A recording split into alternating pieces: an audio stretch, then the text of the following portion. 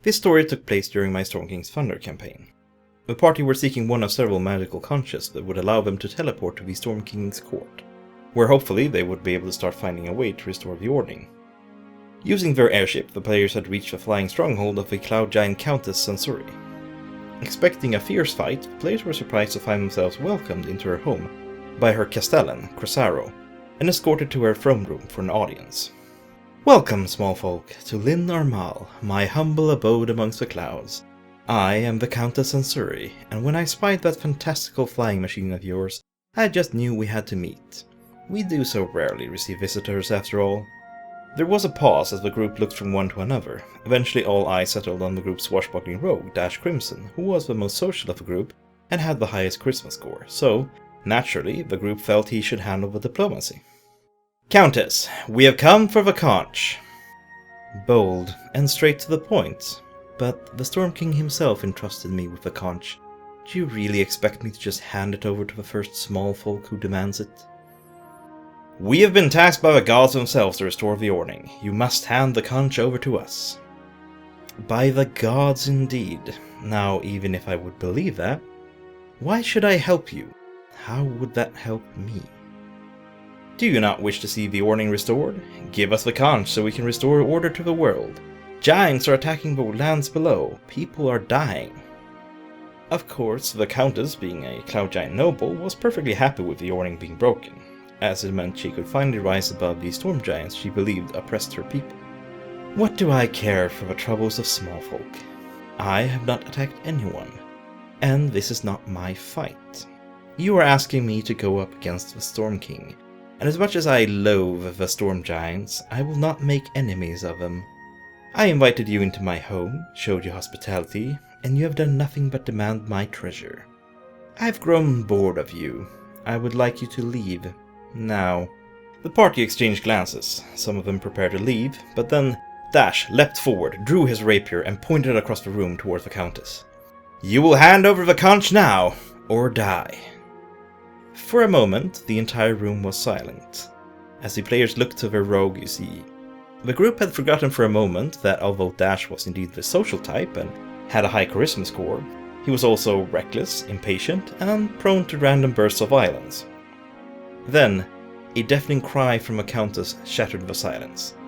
"Guards!" A slight panic set in, but the party quickly recovered. They were hardened giant slayers with dozens of slain frost giants to their names, brimming with magical items after all, and they were quite confident with their chances. Better yet, they quickly made a simple but effective battle plan. Half the party turned to face the cloud giant that had escorted them into the room and to keep reinforcements at bay, while the other half would take care of the Countess. Ariok, the group's Goliath Barbarian, wielding a giant slaying two-handed sword, turned to face the Countess and then readied his action, holding his attacks until he was within 5 feet of Countess. Atash, one of the group's 2 wizards, rushed in, grabbed Ariok's shoulder, and with a few arcane words, the pair were teleported across the room by a Dimension Door spell, finding themselves at the feet of the Countess. The fighting was fierce. The Barbarian's blade tore into the Countess, while the wizards and Druid rained down bolts of magic from afar. Meanwhile, Dash, the rogue, danced and dodged, trying to keep his own against the furious castellan.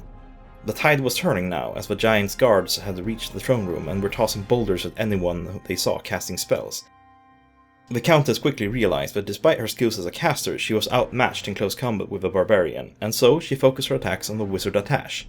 With her massive reach, she could easily attack him even though he had tried to stay out of direct contact with her. A few quick strikes and a boulder from one of her guards, and the wizard was down, and there was a temporary lull in the fighting as the Countess placed her spear above the wizard's chest and called out to the party. "Lay down your weapons and surrender now, or your friend dies." There was a moment's hesitation.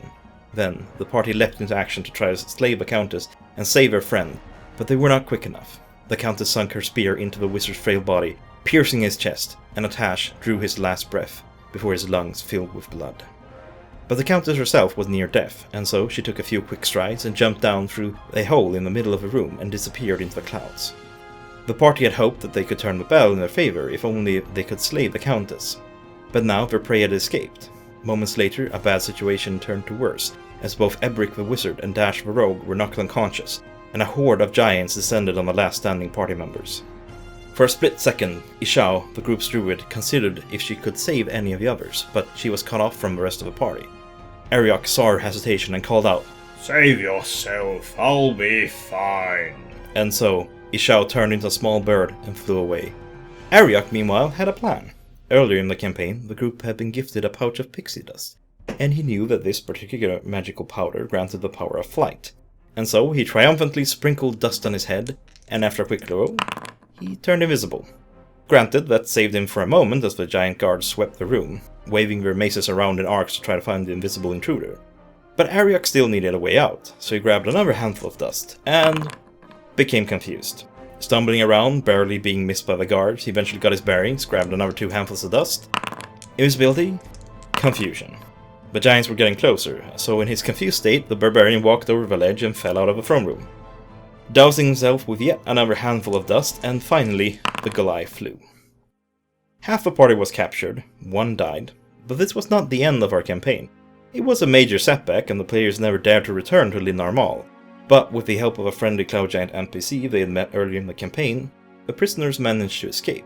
Atash, the wizard's body, had been flung out of the moon door with the rest of the garbage, and was eventually recovered by the party, and at a great cost, the wizard was resurrected.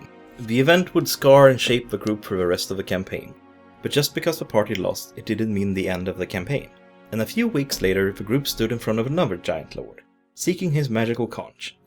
And you might think they would choose a less hot-headed spokesperson, but that is a story for another time. I hope you enjoyed this short D&D tale from one of my campaigns. If you did, then why not give me a like? If you want to support my channel, then share this video with your friends or on social media. It really helps out a lot. And you can also follow me on Tumblr or Twitter, or check out my DM's Guild products. I'll add links in the description to all of that. Until next time, Dungeon Delvers.